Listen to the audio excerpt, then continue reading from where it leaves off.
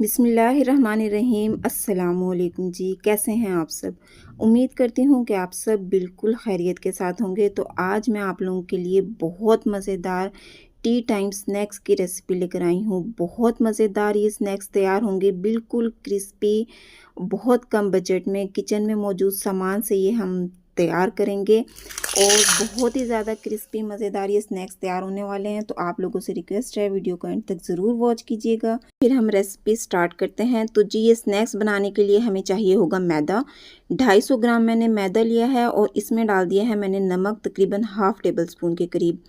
Half tea spoon हम इसमें शामिल कर देंगे अजवाइन।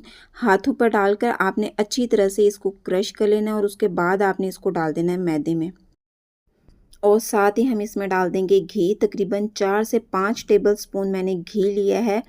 घी डालने के बाद हमने इसको अच्छी तरह से मैदे में मिक्स कर लेना है कि घी अच्छी तरह से मैदे में मिक्स हो जाए। अच्छी तरह से आपने इसको मिक्स करना है ताकि जब हम इसकी मुट्ठी बनाएं तो ये बिल्कुल अच्छी तरह से ना इसकी मुट्ठी बन जाए। तो देखें जी, मिक्स करने के बाद मैं आपको दिखाती हूँ। इस तरह से ना हम इसको प्रेस करेंगे तो इसकी मुट्ठी बन जाएगी। तो बस इस तरह से आपने है ना अच्छी तरह से घी को मैदे में मिक्स कर लेना है। अब हमने इसको पानी के साथ गूंद लेना है। जिस तरह हम रोटी का आटा गूंदते हैं ना, बिल्कुल उसी तरह से गूंदना है, लेकिन थोड़ा सा हम उससे हार्ड रखेंगे। जैसे हमारा आटा होता है ना, उससे थोड़ा सा आपने इसको हार्ड रख लेना है। तो देखें जी, आटा जो है मैंने गूंद लिया है। आटा गूंदने के बाद हमने इसको रेस्ट देना है तकरीबन आधे घंटे का। आपने इसको सेट होने के लिए रख देना है आधे घंटे के लिए। तो आटा हमारा रेडी है, इसको हम रख देते हैं साइड पर। और अब हम ले लेंगे कॉर्नफ्लोर। 1 चम्मच मैंने कॉर्नफ्लोर लिया है और 1 चम्मच ही मैंने लिया है मैदा। इसमें हम डालेंगे घी। अभी मैं डाल रही हूँ इसमें 3 टेबल स्पून के करीब घी। अच्छा, ये घी डालने के बाद हमने इसको अच्छी तरह से मिक्स कर लेना है। अगर आपको घी कम लगे तो आप इसमें थोड़ा सा घी और शामिल कर लें। तो मुझे घी इसमें कम लग रहा था तो तकरीबन 1 टेबल स्पून के करीब मैंने इसमें घी मज़ीद शामिल किया है। अब हमने इसको अच्छी तरह से मिक्स कर लेना है। ये मिक्सचर देखें कितना पतला है, बस इतना हमने इसको रखना है। तो जी, ये रेडी हो चुका है, इसको हम रख देते हैं। और जो आटा हमने गूंद कर रखा था ना, वो भी बिल्कुल सेट हो चुका है। अब हमने इसके पेड़े बना लेना है, दरमियाने साइज़ के पेड़े बना लेना है। जो जितना भी हमारे पास आटा है ना, इसके जितने भी पेड़े बनते हैं ना, उतने हम बना लेंगे। तो देखें, इसमें तकरीबन मेरे 5 पेड़े तैयार हो चुके हैं। अब हमने इन पेड़ों को बेलना है। बिल्कुल गोल रोटी जिस तरह हम बनाते हैं ना, उसी तरह से आपने इसको बेल लेना है। एक रोटी मैंने तैयार कर ली है। बस इसी तरह से हमने ये सारी रोटियां बेल लेनी है। तो देखें जी, 5 रोटियां मैंने इसी तरह से बेल ली हैं। अब हमने एक रोटी ले लेनी है और वो जो हमने तैयार किया था मिक्सचर, वो हमने इस रोटी पर अच्छी तरह से फैला देना है। पूरी रोटी पे आपने इसको अच्छी तरह से फैलाना है। और ये फैलाने के बाद हमने जो दूसरी रोटी है ना, वो इसके ऊपर रख देनी है। इसको अच्छी तरह से हम सेट कर लेंगे। अच्छी तरह से आपने इसको प्रेस कर लेना है ताकि इसके साथ चिपक जाए। अब दूसरी रोटी पे भी हमने ये इसी तरह से वो मिक्सचर लगा लेना है और उसके बाद हमने इस पर रख देनी है दूसरी रोटी। बस इसी तरह से हमने ये मिक्सचर लगाते रहना है और रोटी जो है ना, उसके ऊपर सेट कर देनी है। तो सारी रोटियां देखें जी, मैंने इस तरह से सेट कर दी हैं। अब हमने इसको बेलन की मदद से ना बिल्कुल पतला सा बेल लेना है। सारी रोटियों को इकट्ठा करके इस तरह से हम बेल लेंगे तो एक बड़ी सी गोल रोटी हमारे पास आ जाएगी।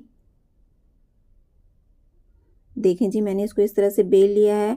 अब हमने छुरी की मदद से ना इसकी कटिंग कर लेनी है। पहले इस तरह से साइड से हम कटिंग कर लेंगे इसकी, एक साइड से। और जब एक साइड से इस तरह से हमारी कटिंग हो जाएगी तो ये जो एक्स्ट्रा पार्ट ना, हमने इसको हटा देना है। दूसरी साइड से अब हम इस तरह से कटिंग कर लेंगे।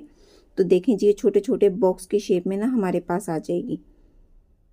अब मैं आपको दिखाती हूँ कि लेयर्स देखें आप इसकी कितनी ज़्यादा बनी है। देखें कितनी सारी इसकी लेयर्स बनी है। तो जी बस अब हमने इसको फ्राई कर लेना है। घी हमारा नॉर्मल गर्म होना चाहिए, ज़्यादा गर्म घी में नहीं इसको डालना हमने। नॉर्मल गर्म होगा ना घी तो आपने इसको डाल देना है। फिर लो टू मीडियम हीट पर हमने इसको फ्राई करना है। तकरीबन 5 से 7 मिनट ही लगेंगे इसको फ्राई करने में।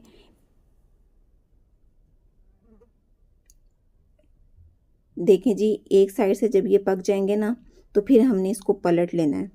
दूसरी साइड से भी हमने इसको पका लेना है। इसी स्टेज पर अगर आप लोगों को वीडियो पसंद आ रही है तो आप लोगों से रिक्वेस्ट है, वीडियो को लाइक कर दीजिए। तो देखें जी, ये हमारे स्नैक्स तैयार हो चुके हैं। कितना खूबसूरत से इसका कलर आ चुका है। तो बस ये रेडी हो चुके हैं। अब हम इसको निकाल लेंगे और अब हम इसको कर लेते हैं सर्व। अब मैं आपको दिखाती हूँ, ये देखें कितने मज़ेदार क्रिस्पी स्नैक्स हमारे तैयार हुए हैं। तो जी, आप इसको बनाकर ना सेव भी कर सकते हैं। आप इसको किसी एयर टाइट जार में डालकर रख दें, तकरीबन 1 माह तक ये बिल्कुल भी ख़राब नहीं होंगे। तो देखा आपने कितने मज़ेदार ये क्रिस्पी स्नैक्स हमारे तैयार हुए हैं।